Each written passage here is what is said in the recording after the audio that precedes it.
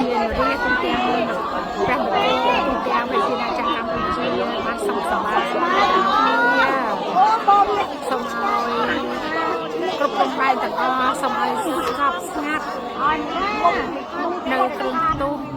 សូមឲ្យប្រទេសជិតខាងទាំងអស់ហ្នឹងគឺសិទ្ធិពលអំណាចឲ្យខ្មែរទឹកដីខ្មែរសូមពលខ្មែរវិញសូមកុំឲ្យប្រចាំមិត្តជំនុំប្រទេសហ្នឹងចង់បានដីខ្មែរទៀតអីណាសូមពលឲ្យខ្មែរវិញទាំងអស់ចាយ